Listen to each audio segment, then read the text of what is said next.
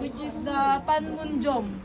Ay. Opo, dito po nag-handshake si Trump at saka si Kim Jong-un. Familiar po sila. So color blue po yung paint po niya dahil under control na po siya ng United Nations Office.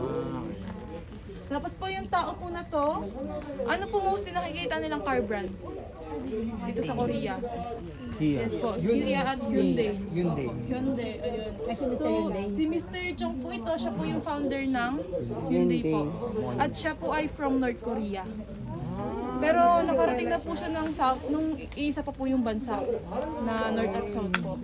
So, nung siya po ay yumaman na, one of his big dream po is habang buhay siya makita yung North at South po na magkaisa sana. Pero sadly po ay 2001, he passed away na po siya. And then, nung buhay po siya as much as possible, gusto niya po tumulong sa North Korea. Pero since hindi po siya makapagpadala ng pera, nagpadala po siya ng cows. So ilang cows po kaya pinadala niya? Isa. Isa. Joke lang. Ano picture po kasi malapit na sir. 1,000,000. 1,000,000 na, nasobrahan sir. 1,000,000 isa. 1,000. Ay, isang Opo, 101 po. 1,1,001. So ba't daw po kaya 101? Bakit nga? So meron daw po kasing kwento, nung yung family po niya kasi number 1 farmer daw po dati sa North Korea.